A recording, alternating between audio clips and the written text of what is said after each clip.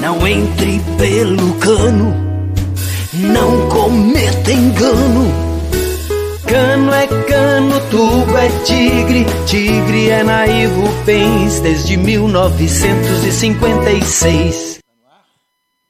É assim que começa o programa. Ele disse que está no ar e eu fico perguntando se está no ar e já está no ar.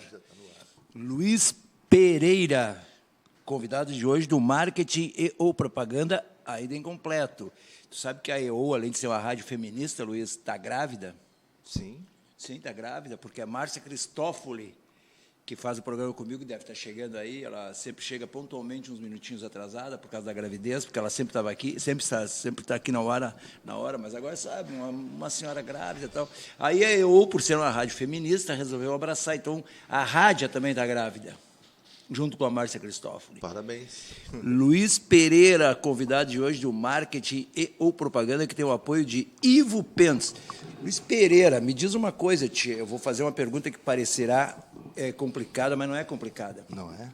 Chico Anísio, não sei se tu te lembra dele, além do talento, não sei se tu te lembra, que além do talento como humorista, ator, aquelas coisas todas que falam bem dele, se dizia entendido em futebol. E o Chico Anísio cunhou uma frase a respeito do Luiz Pereira, zagueiro central que nos anos 70 jogava no Palmeiras. Lembro. Época que brilhava no Inter um outro zagueiro central chamado Figueiroa. O Chico Anísio disse o seguinte: o Luiz Pereira, não tu, do Palmeiras, pensa que joga o que o Figueiroa joga. Pensa que joga o que Figueiroa joga. Isso aí foi para os anais da comunicação, da mídia esportiva, e até hoje sempre tem alguém que lembra disso, porque até também que não faz tanto tempo assim, foi nos anos 70, né?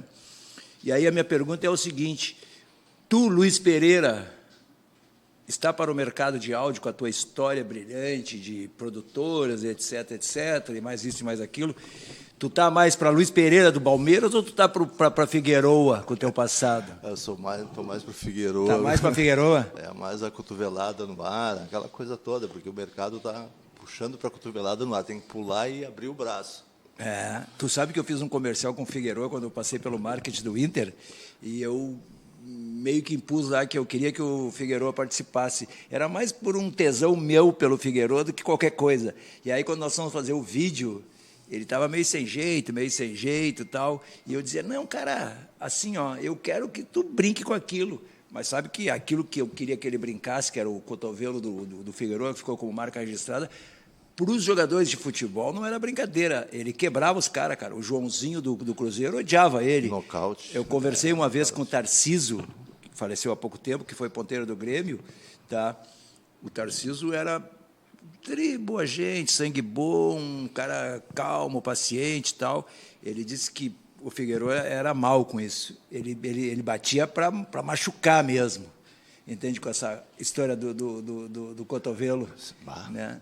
Mas eu te perguntei, eu te fiz essa pergunta não em relação só ao dia de hoje, mas em relação à tua vida. Tu veio aqui, se eu te permitir, e a Márcia também, que daqui a pouco vai estar aqui, Sim. Se eu te permitir, tu veio aqui para contar. Como é que tu entrou no áudio? Já vou te permitir, então. Eu entrei no áudio, eu comecei como contínuo. No tempo do contínuo. Do office boy. E a minha primeira produtora que eu trabalhei como contínuo na Coperson, que era do José Fontela, do Egon Bueno, do Sérgio Schiller, do Textor, trabalhava muito com eles naquela época. O Antônio Carlos Textor? E eu continuo, mas eu era muito... eu espiava muito o que o Paulinho, gerente de produção de som, fazia, né, e tal. E aí eu entrei no áudio, uma coisa muito incrível.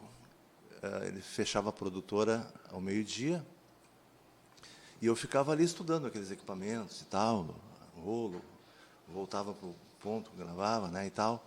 Aí, quando foi um dia, o Paulinho teve um problema muito sério de saúde e tal, o Egon Bueno chegou para mim e me disse, Luiz, o grandão, ele me chamava de grandão, você sabe mexer nisso aí? Eu disse, sei. Ali eu comecei, gravei uma campanha para o Ibraco. Onde dá gosto comprar. Tu sabe que nós temos um outro programa aqui que eu faço com o Marino Boeira, que é Barba, Cabelo e Bigode, que fala só do futebol do passado. Aí Ibraco é bem do passado, do comércio de Porto Alegre, né? E aí eu tinha 14 anos nessa época. Foi a tua primeira campanha Foi a fazer primeira. para ir Braco. Eu era símbolo propaganda na época. E, pô, é uma coisa bem legal, assim. Eu saí tranquilo, eu disse, bom, agora eu tenho que relaxar e fazer bem feito. Aí já entrou o Graziotin, Vollens e aquela coisa toda. Eu passei um dia, a noite toda gravando e depois imprimindo os acetatos num equipamento que hoje está no Museu da Comunicação ali, que era um acetato com a cobertura de piche, com alumínio, que as rádios não tinham rolo, nem fita cassete não tinha nessa época. Então, ali começou a minha história com áudio, a minha paixão com áudio, e há 40 anos eu estou com áudio, aposentei com áudio, mas continuo trabalhando. Tu tá falando do cassete, aquele ele até era meio encorpadinho assim, o acetato, né? Sim, ele era pesado. Eu tive uma história. Tu sabe que nos anos 60, 70, o sonho de todo adolescente era ter uma banda, né? Sim. Era ter uma banda, tinha 200 bandas no Partenon, 200 bandas não sei aonde, 200 no IAPI. Tá? E eu me destacava um pouco, assim, eu fiz o curso clássico, filosofia, eram só mais meninas estudando, que era eu e um outro amigo meu, que a gente é amigo até hoje, lá do IAPI, que a gente meio tomou conta da aula, assim, né? Então nós viramos os ídolos das gurias, né? E aí eu me achava, né? Aí eu inventei, e tinha festival também, por tudo que era colégio, Sevigné, aquele ali que é na Ramiro, como é o nome daquele colégio ali, que existe até hoje, no Parobé, era tudo que era colégio. O Becker fez festival. Aí a gente ficava pirando, achava alguém que tocava um pouco, fazia alguma coisa. Aí eu me lembro que eu fiz uma história que eu achava que era uma música, que era assim, já com pretensões a ter críticas sociais dentro da letra, né? Então era É Moda o nome da música. Aí dizia assim: se o adolescente de 16 anos quer pegar o seu carro, o papai deixe porque é moda, é moda. Aí, se a menina de não sei o que, 14 anos, quer fazer, deixe mamãe porque é moda. Era um troço assim, né? Aí eu descobri que eu podia gravar aquilo, tá? Lá no Pedro Amaro. No Pedro Amaro. E aí fui e gravei, né? Mas gravei, os caras me atenderam de qualquer jeito, eu não sei se eu paguei, se eu tinha dinheiro, se eu tinha o suficiente, mas eu saí com um disquinho de lá. E aí, todo eufórico, me achando, aí nessa época eu já estava estudando à noite, que o clássico só tinha à noite no Becker, né? E aí, eu e esse meu amigo, a gente sempre tentava fazer essas coisas juntos, né? E aí, reunimos as gurias da aula, assim, que eram uns 18 alunos, digamos assim, umas 15, 16 gurias e nós dois, né? E eu, todo eufórico, me achando, tinha uns toca-disquinho portáteis, assim. 48 rotações, Aí levei aquele troço para o colégio e toquei. Ninguém se manifestou, ninguém disse nada, né? Aí pediram para tocar de novo. Na terceira vez que eu toquei, uma menina pegou e disse assim: o que tu quis dizer com rebola, rebola? Não tinha entendido nem que era É Moda. As gurias ouviram ali, sei lá, tá mal gravado aquilo, eu sei que eu saí feliz da Pedro Amaro. Elas entendiam no lugar de É Moda, que era o refrão, era rebola. Aí, isso entra num assunto. Meu primeiro fracasso artístico. Um jingle que eu fiz para o Marino, para Símbolo. Marino Boeira, eu fui apresentar o jingle lá na Símbolo para o Banrisul. E assim, ó, o Marino me disse uma coisa assim, ó, maravilhosamente, que eu nunca esqueci e trago até hoje comigo, dentre várias coisas que eu fiz no áudio, né? O Marino ouviu o jingle, ouviu uma vez e disse assim: Luiz, tem umas coisas, às vezes, que música não dá para entender muito bem, né? Eu fiquei roxo, voltei para o estúdio e remixei o jingle. Sabe essa coisa? Então, até hoje, eu tenho o hábito de estar no estúdio, ouvindo um jingle. Às vezes, como tu está viciado em mixar, então tu já não tu deixa de ouvir certas coisas.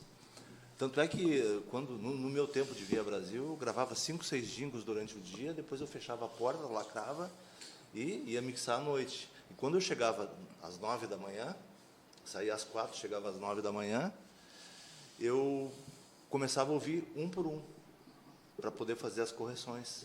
Aí tu ouve Sim, aí o som está de outro jeito. Hoje em dia, tu tem no ar jingles, e inclusive spots, que tu não Mas consegue entender. Isso é fundamental, concordando, é fundamental até hoje. Tu sabe que eu ainda tenho o hábito, e eu digo para as pessoas mais jovens, quando a gente termina de fazer uma peça, se há tempo, eu digo, deixa isso aí dormir um pouquinho aí, umas 2, 3 horas, daqui a pouco a gente olha de novo. Tu não enxerga na hora assim, cara, e não tem como. E isso é fácil de acontecer. Essa história eu me lembro, tu sabe o Luciano, que foi teu sócio numa produtora? Sim. O Luciano, quando começou a estágio, ainda estágio, que hoje é I21, a crescer, ele pegou um trabalho de porte, assim, da RBS, que era a campanha, era uma peça institucional, um livrão, assim, contando a vida da RBS. Foi 6 meses de trabalho, e revisão, e revisão, e revisão. E todo o tema do troço era o homem, a palavra homem. Aí tinham várias fotos, uma mão de um negro, uma mão de uma criança, sempre um troço masculino, dizendo que a força do homem, mas era no sentido homem ser, não excluindo a mulher, mas eles estavam... E aí foi, deve ter passado por trocentas pessoas, inclusive até o Nelson Sirotsky, porque o texto de abertura era dele. Aí eu estou lá na estágio, aí o Luciano me dá aquele troço impresso já, que já estava entregue lá na RBS. Tá, ele pegou e entregou assim, e disse, olha o que tu acha. Cara, na terceira linha a palavra homem estava escrita errado. Eu digo aqui, Luciano. Na terceira linha, cara. O olho vai viciando, e tu não enxerga, cara. É como o ouvido. É como o ouvido. O jingle deve acontecer isso. Se tu escutar depois, se tu tiver a oportunidade para tu escutar mais tarde um pouquinho, vai ser outro som, ou tu vai perceber outra coisa, que nem essa história boba de adolescente que eu te contei, que eu saí todo faceiro lá da Pedro Amaro, nunca tinha visto uma gravação, um estúdio, um acetato, uma coisa assim. Para mim, aquilo era uma obra-prima. O meu primeiro trabalho, assim, como pós-contínuo, né? Pós-contínuo, foi a cortar 2.000 discos para a Pepsi, na Coperson. Daquele jingle, hoje existe tanta gente que quer nos modificar, Sim. Não quer ver nossos cabelos lados ao vento. De quem era esse jingle? Nem quer ver, eu acho que... Não era do Sai Guarabira? É, isso aí. Do Sai Guarabira, esse jingle. Bom, eu gravei o jingle, fiquei cantando... Bom, era um jingle tribom, aliás, né? Estou 45 anos com esse jingle na cabeça, né? Então, cortar 2.000 acetatos, nós chamávamos de acetatos, né? E o Sérgio Schiller era diretor de marketing da Pepsi, que era ali na Praia de Belas. No Praia de Belas. Aí eu ia levar os discos. Que era uma maravilha, né? A Pepsi, na época, ela predominava aqui no mercado, e eu também lembro, tu falando disso, eu era criança, a Pepsi fazia uma ação junto a crianças para formar novos consumidores, que eles convidavam crianças, eles pegavam turmas nos colégios, sim, e tu ia visitar a fábrica da Pepsi, e tu podia beber quantas Pepsi tu quisesse, e tu pudesse beber. Tu imagina tu, guri de vila, aquilo era uma maravilha, cara, de tu ir lá e tal, e tu ficava, eu acho que até foi por ações desse tipo que a Pepsi durante eu ia levar a fatura lá e ficava babando. Eu acho que até foi por causa de ações desse tipo que a Pepsi aqui no Rio Grande do Sul criou duas coisas. Ela foi líder de mercado um tempão, e as pessoas tinham no seu imaginário que a Pepsi era uma marca gaúcha. Não sabiam que era na multinacional, porque ela era tão próxima das pessoas e fazia isso com as crianças. Tu imagina as crianças chegavam em casa dizendo para o pai, tomei 8 Pepsi. Muito bom, Pepsi. Muito bom aquele tempo também. E esse jingle era maravilhoso, né? Um dos melhores jingles. Daí tu ficou quanto tempo na Coperson? Na Coperson, eu saí da Coperson e fui trabalhar na Rádio Pampa, na rede Rio Grande de Emissoras. Já tinha Rádio Pampa nessa época? Tinha Pampa Caiçara, mesmo? Eldorado. Eu fui operador da Rádio Caiçara, da Eldorado, da Universal e da Rádio Pampa, que os estúdios era lá em Canoas, lá na Matias Velho. Lá, cara, no dia de recebia, tinha que sair, botar o dinheiro na meia. Sim, a Caiçara começou lá para aqueles lados, lá numa ilha, uma coisa assim. Trabalhei com o Comando Geral com o Luiz Braz muito tempo, né? Eu peguei a experiência de produtora, depois eu fui para a rádio. Quer dizer, eu entrei na rádio bem melhor, com mais experiência, porque a produtora tem mecanismos que te forçam a criatividade, né? Em peças e tal. E na rádio eu ouvia os comerciais E o que acontece? Como eu colocava os cartuchos no ar e tal, eu ouvia, pá, a qualidade do som era diferente, tudo era diferente do que era produzido na rádio. Aquela coisa que tu chega hoje, não tem verba para produção, pega o texto, bota, vai lá na central de gravação, grava de qualquer jeito, bota qualquer trilha e tal. Infelizmente está super ruim, e o é rádio, isso aí e mesmo. o rádio, todas as rádios hoje, elas estão assim, entendeu? É aquela coisa toda. Não, Fica sobrando 3 segundos de trilha no final, sabe? Não tem um aproveitamento. os atendimentos, Luiz, de veículo, eles já saem na frente dizendo isso, quando eles querem vender, a verba é 1.500, 2.000, 3.000. Não, pode deixar que não vai ter custo. O cara nem perguntou nada ainda, eles já estão oferecendo, dizendo que não tem custo, que eles gravarão lá. E é bem assim ainda o esquema lá no Grupo Pampa, em qualquer outro lugar. E é bem assim, ó. Eu até brinco com isso. Tá, que parece esse tipo de produção parece atendimento em serviço público, né? Que tu vai no serviço público para reclamar alguma coisa, tu está no meio da frase e o cara já está olhando para a fila que tem 200 neguinhos e diz assim, o próximo! Lá quando as emissoras estão fazendo isso, o cara que faz ali a mesa, que grava, ele não tem nenhuma paciência, não está absolutamente interessado em saber o que ele está fazendo. Eu fui operador de central técnica na Rede Pampa, lá em 77, e assim, ó, tu não tem tempo de escolher a trilha, tu pega a primeira que colocar, que vai aparecer, bota embaixo, o locutor gravava abre o microfone. Se tu inventar de acompanhar uma gravação dessas... Tá, e tu tiver a petulância de dizer para o cara, pedir para o locutor... O cara é capaz de bater em ti, cara. Melhor que isso, só dois isso. Eu fui gravar com o Luxemburgo, lá no Grêmio. Lá. Pô, nós gravamos, né, com ele. E aí o meu operador, o Thiago, que deve estar assistindo a gente aí agora, o Thiago disse, vamos fazer mais uma opção. E ele assim, eu vou fazer coisa nenhuma, mas melhor que isso, só 2 isso. Aí eu gravei isso. Então, quando o cara me enche o saco, eu pego e mando para ele pelo WhatsApp. Melhor que isso, só 2 isso. Está gravado, na hora eu vou te Aí depois de ter passado para o veículo, tu voltou para produtoras. Aí voltei para a produtora, daí finquei o pé. Para onde é que tu foi? O pé. Daí eu abri a Beat Produções lá com o Luciano, foi a tua primeira produtora? Depois, da Beat a gente foi para Via Brasil, com o Eloy. Né? Mas a Beat não durou muito tempo, né?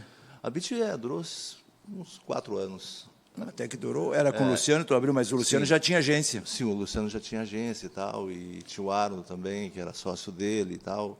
E aí o projeto era outro, daí eu e o Eloy fundamos a Via Brasil. A Via Brasil a gente começou em 89, depois fiquei 15 anos lá, depois a gente saiu... Foi na Via Brasil... da Via Brasil que tu tem aquela mágoa com um famoso publicitário gaúcho que estava em ascensão e que não te atendeu, foi isso, né? Eu vi tu contar outro dia lá para uma pessoa lá, porra, o cara se achava, não sei o quê, batia lá na porta, ele me mandava a secretária da secretária me atender, e eu até quis saber quem era esse cara, e tu disse, não, uma questão de ética, eu não vou dizer o nome e tal. Foi a Via Brasil que teve esse percalço com esse publicitário famoso. Foi a Via Brasil. Dança bem. É um cara que se diz inteligente, bonito e que dança bem. Né? Mas são as coisas, né? Foi a Via Brasil? Eu estava na Via Brasil. Daí, na Via Brasil, aconteceu a história da Rádio Guaíba, que eu te contei lá, da jornada esportiva, que queriam fazer uma trilha nova para a jornada esportiva.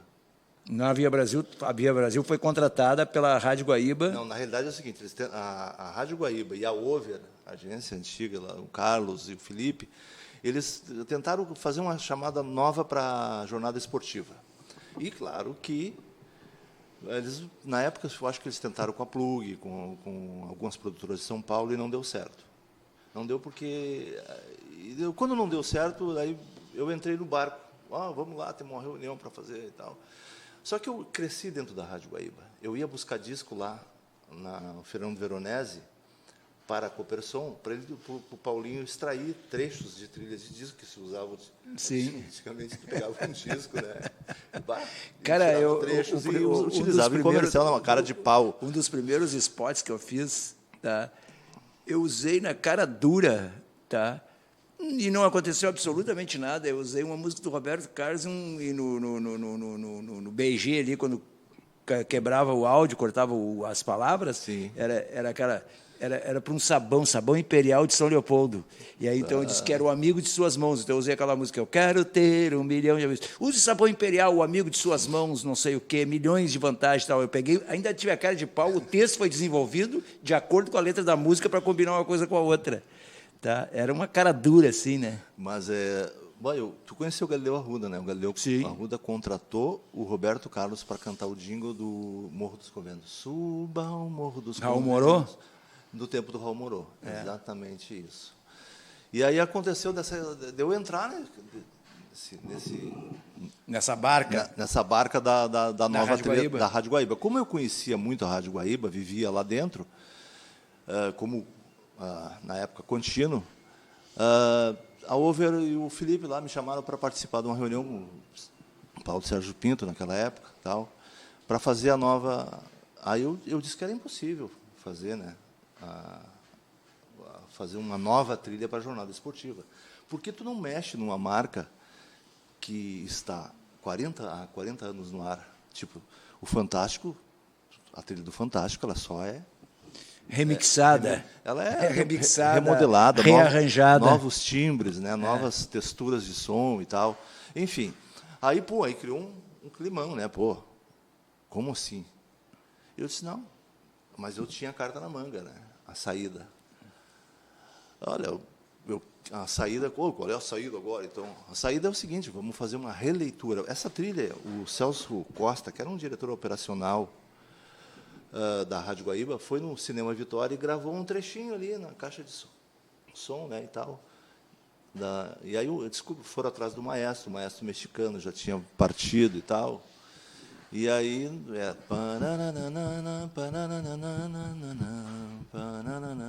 bom, enfim, só tinha essa historinha e ficava no looping, né? No looping e tal. Eu peguei a bronca, eu disse assim, bom, a gente pode fazer uma releitura.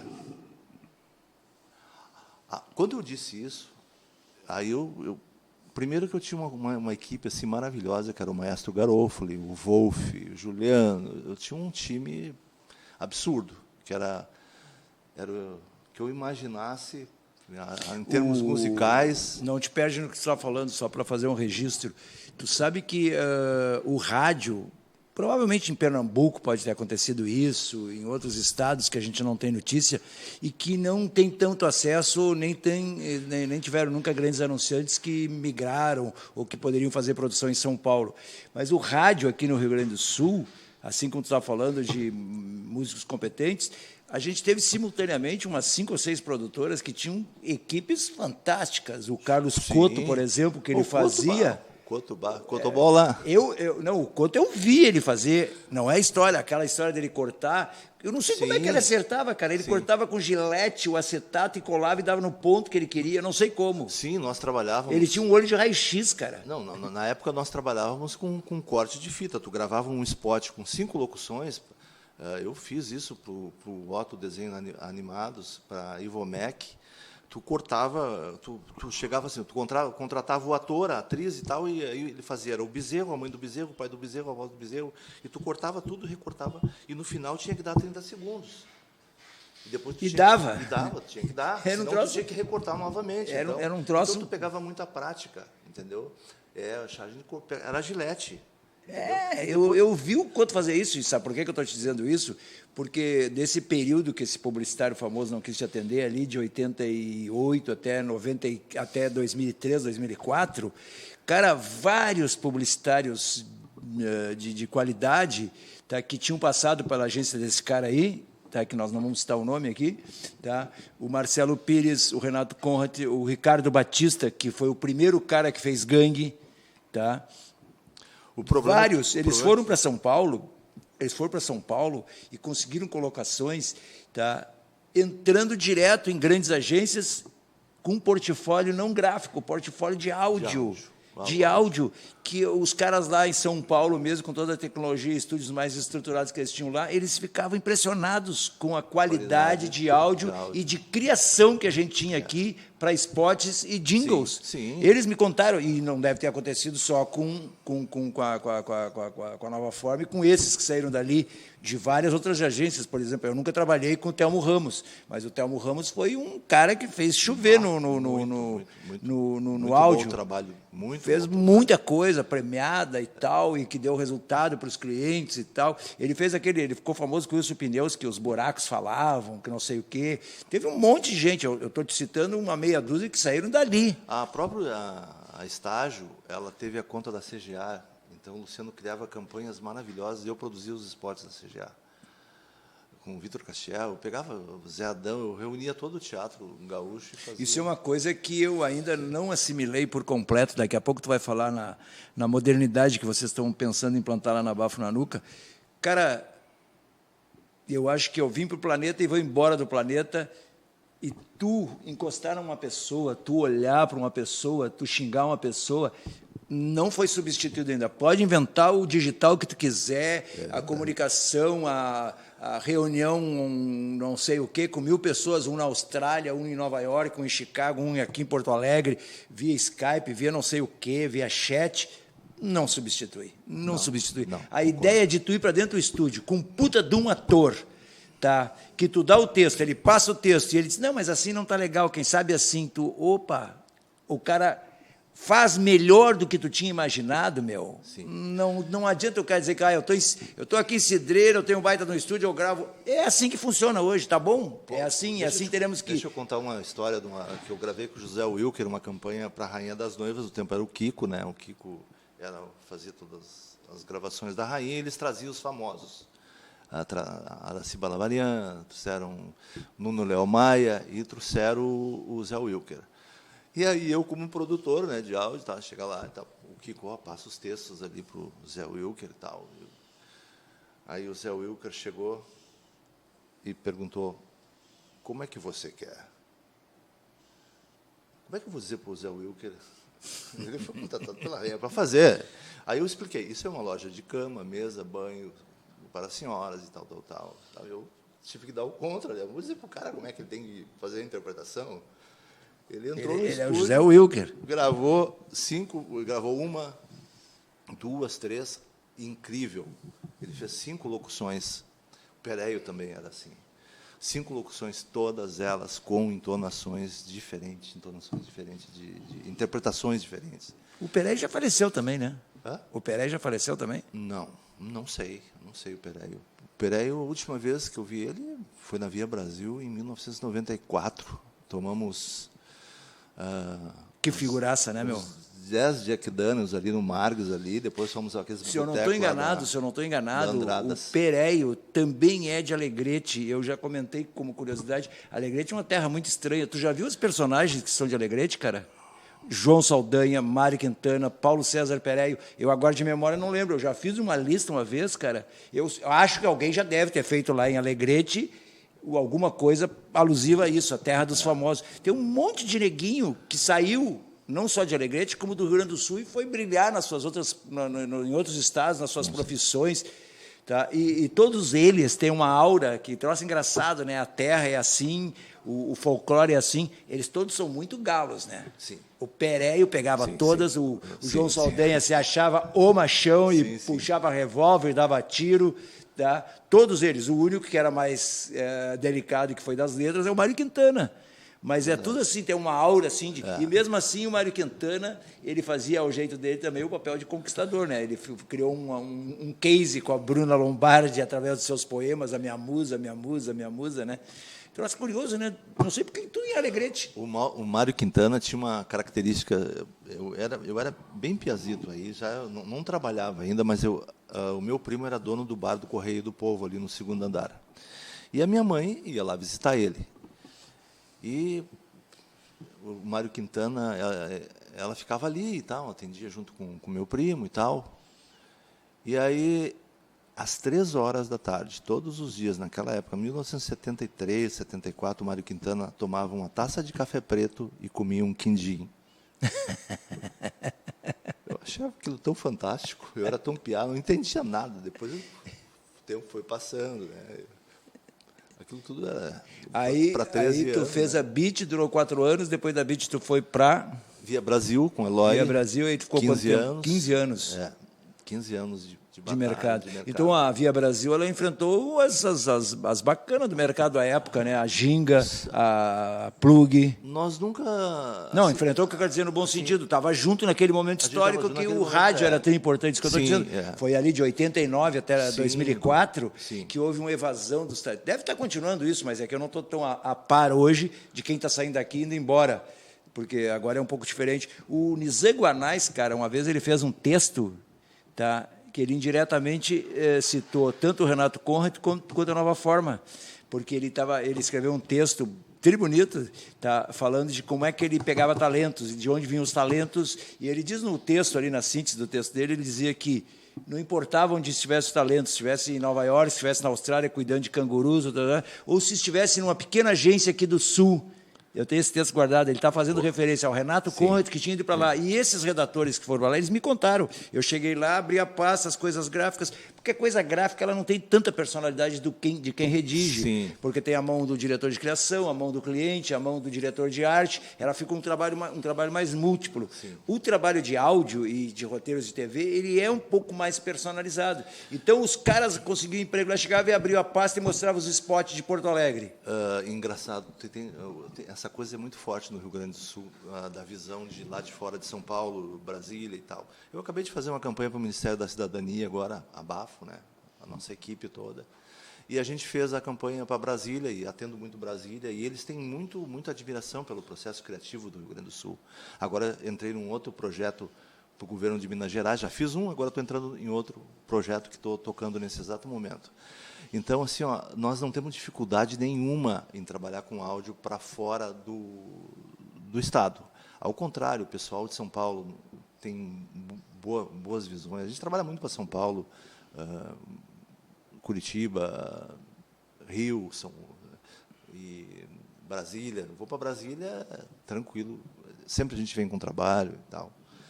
E é muito abrangente o mercado pela criatividade no áudio, porque a gente consegue produzir de áudio. E as outras produtoras também. E aí, da Via Brasil, tu foi para a Tecnológica. Daí, da Via Brasil, eu trabalhava na Via Brasil, a Via Brasil tinha aquela coisa do ISO 9000 e tal, é uma coisa que eu não gostava muito, porque não existe padrão para criatividade. Aí chega um... Sim, eu fui fazer uma pequena palestra, agora, há uns 30 dias atrás, com um profissional da Propali. Tá. Aí eu digo, bom, eu sou nego velho, eu já disse um amontoado de coisas certas e outras erradas pela vida, eu vou arriscar dizer uma coisa legal para esse menino. Porque, para mim, ali naquela circunstância, ele era um menino. Tá? Eles usam ainda o seguinte slogan, Luiz, Propale, é o nome da agência, criatividade sem limite. Aí, perante a plateia lá de estudantes, eu disse, cara, tu não fica chateado, eu vou te dar um toque, mas é de amigo mesmo. Tira essa frase, cara, essa frase é horrorosa.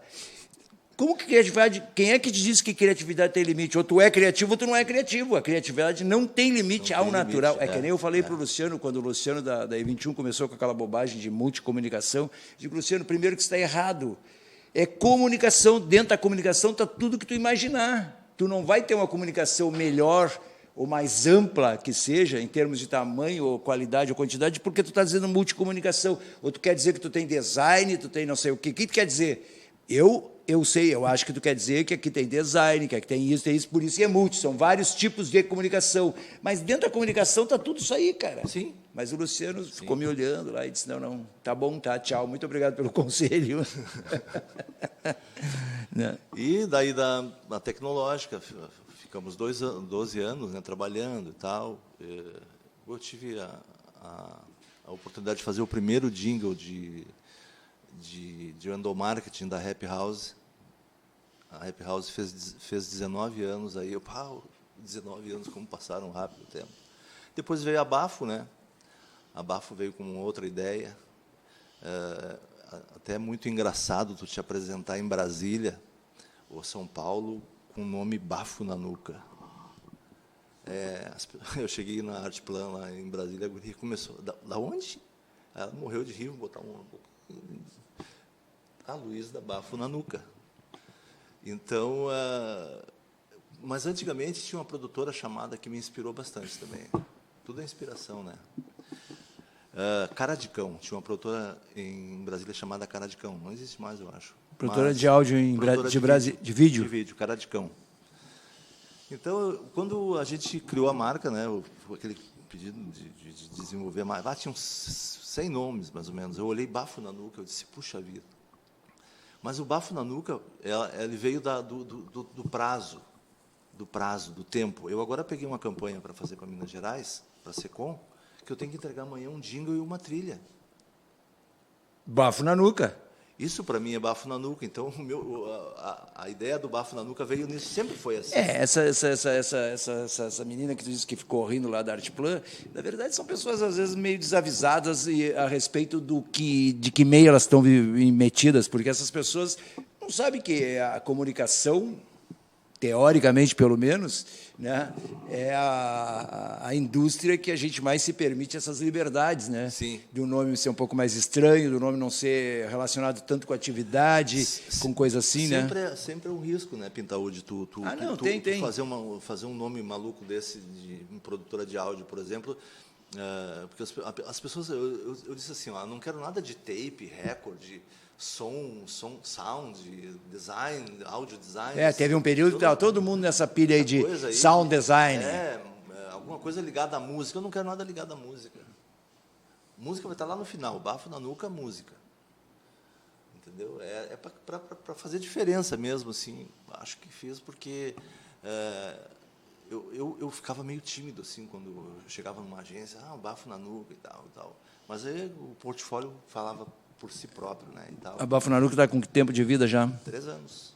Opa, 3 anos. 2017, 18, 19, em agosto, em julho ela faz 3 de 2020, ela faz 3 anos. E vocês estão numa fase agora de alterações estruturais profundas, né? Sim, até. Mas deixa eu fazer o meu merchandising aqui e falar para a nossa audiência de como se faz para anunciar-se na EO, a primeira rádio web feminista do Brasil. Aqui, eu te falei antes, ali fora do microfone, né? Aqui a gente tem 2 linhas de raciocínio, falando, já que está falando da Bafo na Nuca, e a decisão de marketing que vocês tiveram na escolha do nome, tá? Que é fundamental. A gente optou por 2 coisas aqui. A gente tem uma linha feminista, tá? Causas de minorias também. A gente é simpático a isso, porque eu vim da vila, porque eu tenho a ver com isso, e, enfim, porque as minorias, e porque, por característica de personalidade, e as minorias precisam sempre de espaço, tá? E eu, por característica, eu sempre, tu me conhece há bastante tempo, eu sempre brinquei dizendo que eu nunca gostei do primeiro lugar, eu gosto do segundo. Que o segundo está sempre apanhando do primeiro, está sempre querendo crescer, está sempre fazendo diferente, está sempre lutando, teoricamente, né? Tem muita gente que está no segundo e se acha muito, muito bem obrigado e não quer brigar com o primeiro. É verdade, né? É bem verdade. Mas aqui, e a outra linha de estrutural que é da rádio, aqui da EO, é só tocar MPB menos Roberto Carlos. Aqui toca só MPB menos Roberto Carlos. Nós temos 3 ou 4 programas bem legais aqui que abordam isso. Eu faço um programa com a Denise, eu acho até que tu conhece a Denise Fontoura, cantora, que estava na Áustria, morou 10 anos na Áustria. Ela fez muito jingle aqui, com o Cepé, com a Ginga e tal. Tu deve conhecer ela, deve conhecê-la. Não. Bom, ela está fazendo um programa comigo às terças-feiras, às 18 horas, Brechó Musical, onde a gente dá uma visitada ali nos anos 60, 70, nos poderosos, sei lá, Edu Lobo. A gente fez nessa terça, a gente fez Rita Lee, e como ela ia viajar, a gente deixou gravado já para a próxima terça, Jorge Benjor. Tá? E aí, talvez o próximo, quando ela voltar, vai ser sobre Titãs, que a gente não se dá conta. Tu está falando aí, e a gente está falando de 89, parece que faz tanto tempo, né? Mas... Porra, tu já tem 3 anos de Bafo na Nuca, meu. Nós estamos em 2019, já está se abrindo a portinha ali, a janela de 2020, cara. Luiz, nós dois temos que admitir, nós estamos velhos. Não velhos, não, antigos. Antigos. Eu digo que eu sou antigo. Eu sou antigo e anacrônico, mas eu ia dizer que eu vou fazer o merchandising aqui do nosso apoiador, te fazendo a seguinte pergunta. Tu sabes, Luiz Pereira... Quem é o maior distribuidor de tubos Tigre, de todas as bitolas, à pronta entrega no Rio Grande do Sul, desde sempre? Não sabe, eu te ajudo. É Ivo Pence. Ivo Pence, na Presidente Roosevelt, 864. Mas eu sabia que era o Ivo Pence, só que eu estava pensando, né, tentando falar certo, eu não posso chegar aqui e dizer. Mas é ruim de falar, é uma palavrinha curta, é um sobrenome alemão, Pence. Um nome Os locutores têm dificuldade de dizer. Um nome é uma empresa muito antiga. O seu Ivo está com 90 anos e tem uma coisa muito boa, que é legal, ele continua atuando lá na empresa, continua dando ordens, continua comandando, claro, o filho dele está junto lá e tal, sim, que assumiu, mas ainda o neto está entrando, mas ele não saiu da parada. E a Ivo Pence tem esses 2 ou 3 méritos. Primeiro, foi a primeira empresa, eles continuam na mesma sede desde a fundação, tá? E foi a primeira empresa que assumiu aquele risco de lançar um produto totalmente novidade, como era tubo de plástico. Cara, não tinha como na época, tu fala agora, é uma coisa consagrada, ninguém discute, tanto que ninguém mais fala. Tu já ouviu falar em cano galvanizado nos últimos 5 anos? Raramente. Os canos de água hoje, eles são todos e está lá, e tem cano galvanizado lá para vender, lá, de várias marcas. Só que o tubo plástico, principalmente pelo trabalho da Tigre, que foi pioneiro, ele tomou conta, né? Tanto que tem uma curiosidade de marketing aí, o plástico, ninguém chama de cano plástico. Todo mundo chama de tubo. Isso foi um trabalho que a Tigre fez no lançamento, que ela queria se desvincular do cano galvanizado. Porque o cano galvanizado estava na mente das pessoas, tinha se criado uma locução mental forte, e então tinha uma associação. Se a pessoa dissesse cano, naturalmente vinha galvanizado depois. E a Tigre, desde o início, se lançou ao mercado com a palavra tubos Tigre. E isso foi tão eficiente que agora, para te comprar cano galvanizado, tu pede tubo galvanizado. Ele conseguiu tomar conta e tirar aquele troço do cano da cabeça das pessoas. Essas jogadas, assim, essas coisas históricas que as pessoas às vezes não sabem, porque tu te habituou a ver tubo, e aí é tubo. Então, o Ivo Pence tem, e o outro, ele tem sempre estoque à pronta entrega. Por que ele gosta que a gente saliente aqui à pronta entrega? Pelo seguinte, hoje tem empresas mais jovens, concorrentes, que trabalham bem o mercado, mas que trabalham também de uma outra forma. Por exemplo, trabalham com venda consignada da fábrica. Ou seja, tu tem uma construtora, tu vai precisar de 200 metros, não sei o quê, para tal dia. Tu vai lá e compra, o cara diz, não, daqui a 15 dias eu te entrego. Sim. Ele está contando com o estoque e aí vai fazer o pedido para a fábrica. Tu não pode garantir, num país com estrada esburacada como a nossa, com greve de caminhoneiro, que não sei o quê, que tu vai cumprir aquilo. Pode ser que até na maior parte das vezes tu cumpra, mas vai ter problema. Então, se tu realmente precisa para aquele dia, para aquela data, vai na Ivo Pence, que ele só vende o que ele tem a pronta entrega e ele mantém o maior estoque de 0,5 polegada a 8 polegadas, 6, 4, 2,5, 1,5. É o maior revendedor de tubos Tigre à pronta entrega. Tu vai lá na Tigre, lá em Joinville, e fala no seu Ivo Pence, seu Ivo. Tá? Ele já ganhou vários diplomas, sabe? Sim, sim. E eles também, como tem uma sede própria, eles oferecem uma outra... É uma marca que se manteve, né? O Pintaúd. Das empresas, das antigas, praticamente é a única. É a única. Tá, que se manteve. E ele, como tem a sede própria ali, claro que a Presidente Roosevelt, 864, onde está a sede, também tem dificuldade para estacionar. Tá? Mas tu entra pela Maranhão, eles têm estacionamento próprio. Viu, Márcia Cristófoli? Falei corretamente, próprio. Eu sempre falo errado, engulo o segundo R. Eu digo próprio. E a Márcia me dá nos dedos e chama atenção. Alô, Márcia. Aí, outra grávida, Márcia. Você tem que tomar cuidado com essas coisas, Márcia. É próprio, estacionamento próprio. Márcia Cristófoli. Outra coisa, Luiz, a gente optou também por uma outra linha na ideia, no conceito de comercialização, que é o seguinte, a gente diz para a audiência da EO, se você quiser anunciar aqui, tá, dê preferência a uma agência de propaganda, contrate uma agência de propaganda, tem um monte de agência boa, que funciona legal, se de repente o anunciante, ou o diretor, ou a diretora de marketing teve algum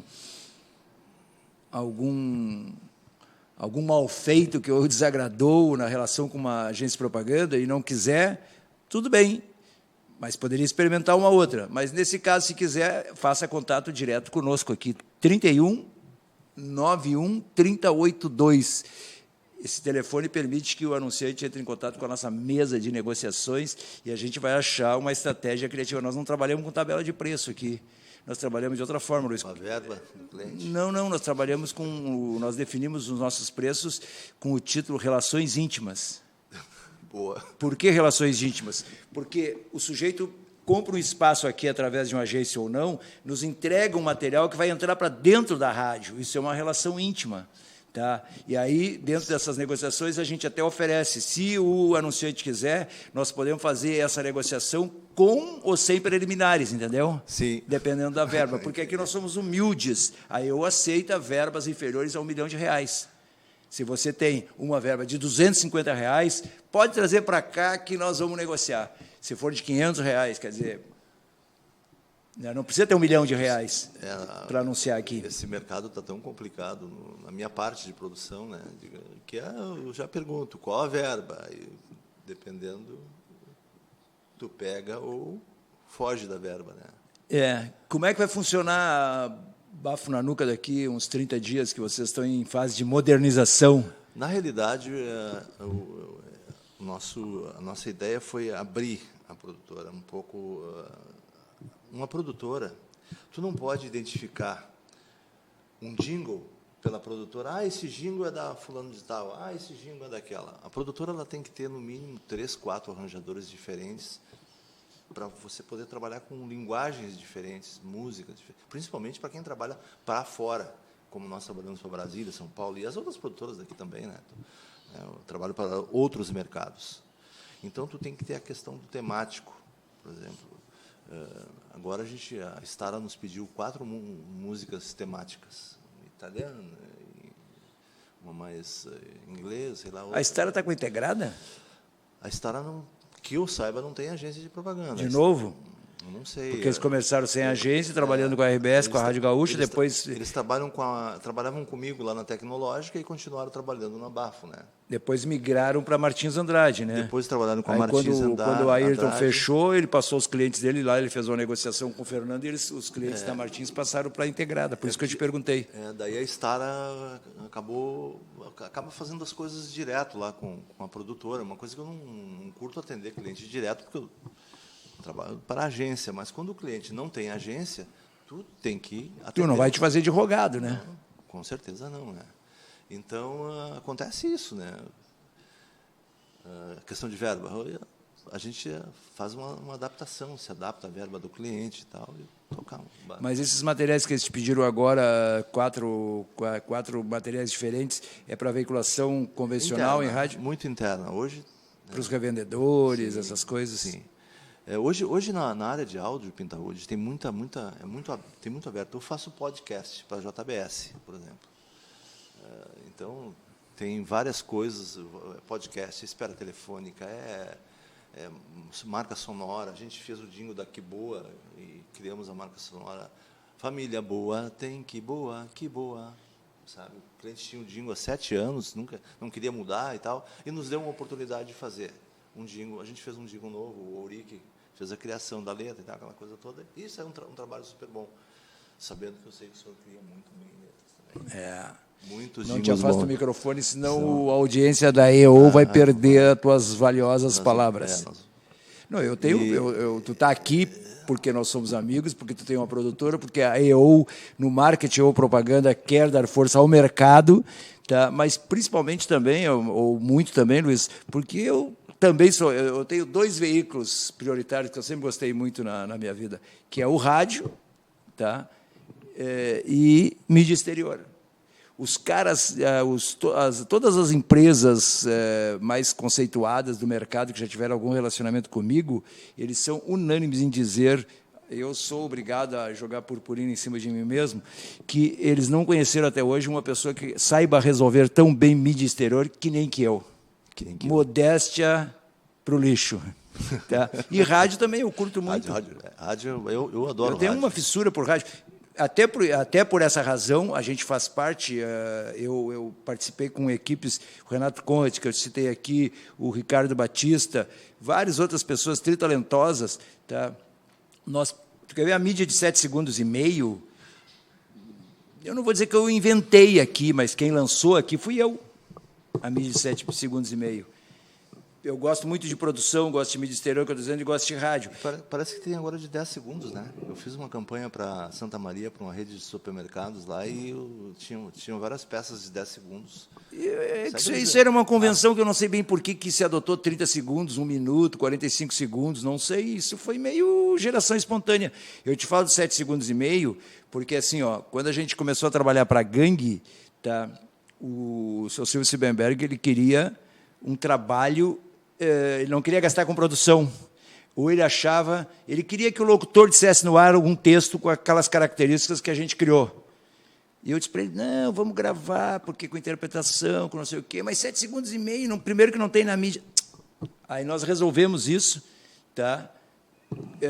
Estimulando algumas rádios, ele ficou em rádio, a Gangue ficou 10 anos direto só em rádio. Era a Rádio Atlântida, Ipanema e Cidade, tá? E desde cedo assim a gente conseguiu comprovar. A gente falou antes no Couto, o Couto fez os primeiros gangues em 84, tá? E eu sempre lembro do primeiro, que foi todos os primeiros, e durante bastante tempo foi o Ricardo Batista que desenvolveu. Quando alguém me pergunta, e a Gangue, como é que foi e tal? Eu digo, olha, tem 4 pais aí, Silvio Siebenberg, Roberto Pintaúdi, Carlos Couto e Ricardo Batista. Tá? Cada um fez um pedaço daquilo ali, tá? Do raciocínio, da estratégia, dos 7 segundos e meio, e um criou e outro produziu. E o spot que eu sempre cito tem 7 segundos e meio. E eu te digo aqui, as pessoas sempre... Não, mas não pode ser. Tu pega o spot e tu ouve, tem 7 segundos e meio, que era assim, ó. Era um menino que dizia assim, tocar na garagem é chocante, ainda mais quando o vizinho reclama, e tinha uns acordes de guitarra, toda... Tá? Gangue, a loja que te entende, 7 segundos e meio. Cara, olha o recado que tem aí dentro. Falando do Couto... Olha que recado que tem aí dentro. Caralho, uma coisa... Tem um comercial que foi a Flávia Moraes, a gente tentou fazer televisão. Ser criativo no menor tempo possível. A mídia exterior também requer essa síntese. Por isso que eu sou apaixonado pelas duas coisas. A Flávia Moraes dirigiu vários comerciais de TV, a Gangue tentou algumas vezes fazer TV, mas não foi bem sucedido o trabalho, a mídia, o custo, etc. Mas os comerciais eram fantásticos. O Rafa... O filho do Edgar Ferretti, ele começou a vida dele sendo modelito da Gangue.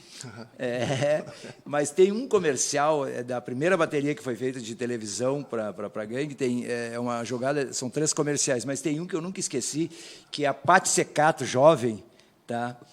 Numa cadeira que fazia... E ela também jovem, ela está assim reclamando, ela diz assim...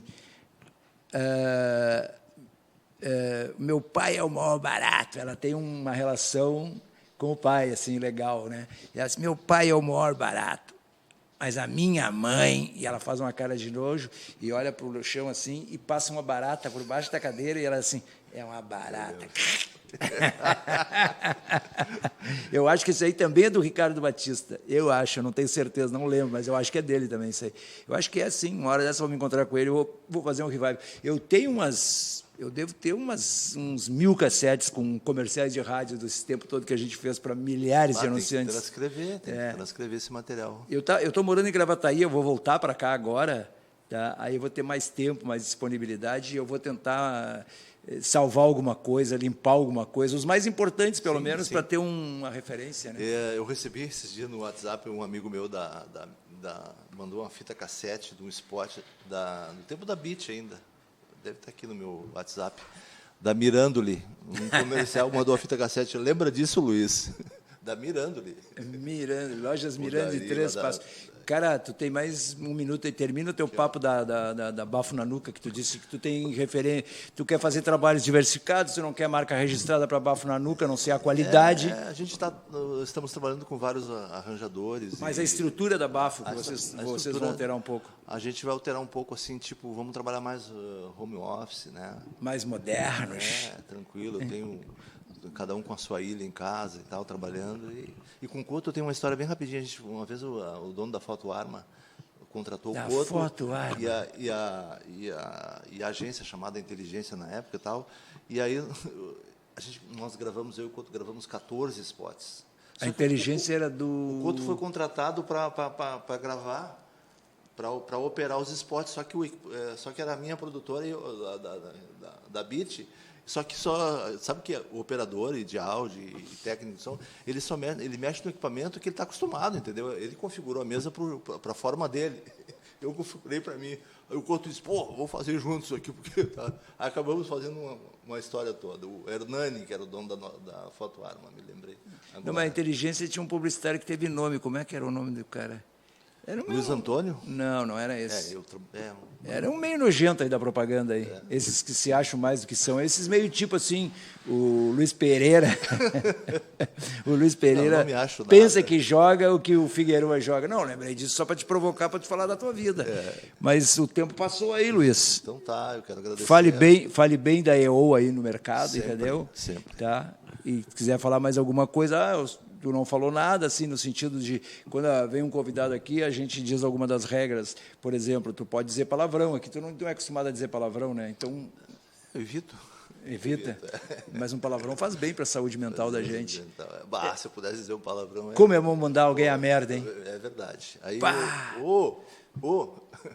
Tu quer ver uma coisa errada, muito errada, que esse novo governo fez, tá? Que a gente desestressava, e era uma bobagem, mas a gente desestressava, e essa nova placa que só diz Brasil, agora tu não identifica de que cidade são os carros. Antigamente tu dizia assim, o cara se atravessava, tu olhava, via a mão. Pô, tirou, só pode ter sido via a mão mesmo. Agora tu não pode dizer, cara. Não pode. Sim, A única coisa que tu pode dizer... Isso é evolução. Acabou. Tu pode dizer pro cara, tu votou no Jair! Então hoje eu quero te agradecer a oportunidade, foi bem legal, bem bom esse papo. Pena que tem que aumentar aí para 5 horas esse programa. Não, a gente tem ele nas segundas e nas quintas. Não tem que dar um jeito nisso. Tem que arrumar patrocinador, tem que mas está indo. A gente está percebendo, eu tenho usado a palavra sintomas, indícios, Luiz, que a gente acertou a mão com a cara que a gente está fazendo a nossa programação aqui. A gente tem 14 programas no ar atualmente. Tem Confraria Pet, tem o Marketing ou Propaganda, tem um que é o Pli de Soissons, que a Maria Augusta entrevista pessoas acima de 60 anos, perguntando como é que foi a vida e como é que ela vê a vida hoje, como é que é os netos, como é que é o preconceito, como é que é o sexo, como é que é o remédio, como é que é não sei o quê.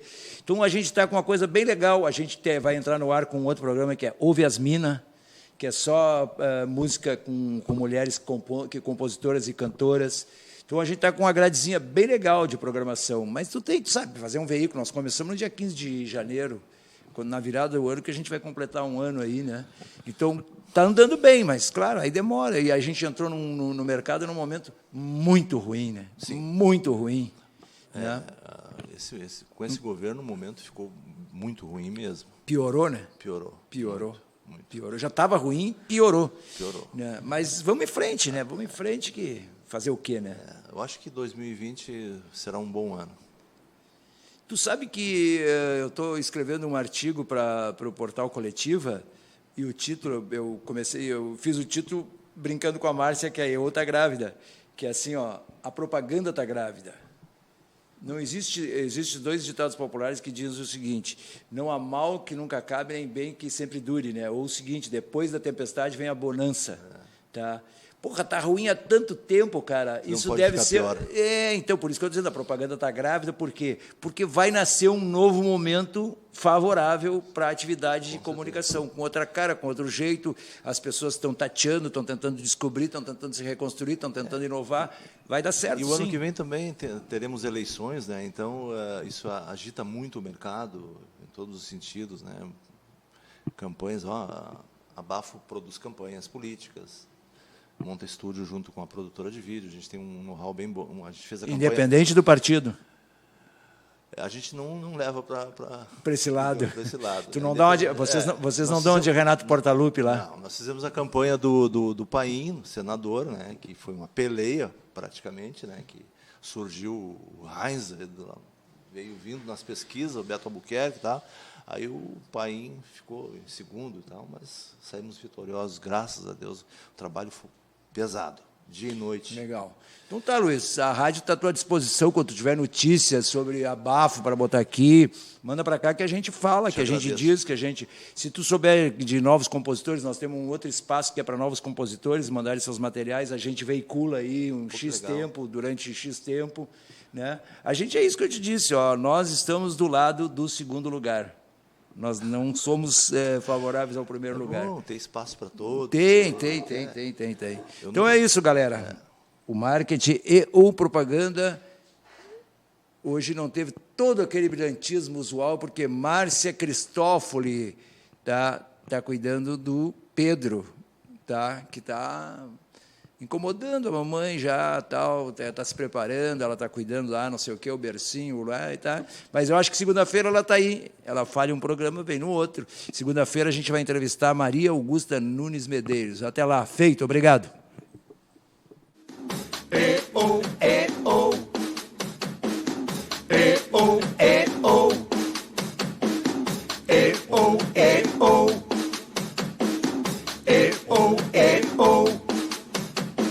Sapo que chama chuva e que diz que foi, não foi. A mulher que pega foice tem o traje de viúva. Raposa que come uva tem o dente degotado. Homem que faz machado já pode chamar ferreiro. Nego do beiço coveiro tem o pé aparentado. Rádio Web EO.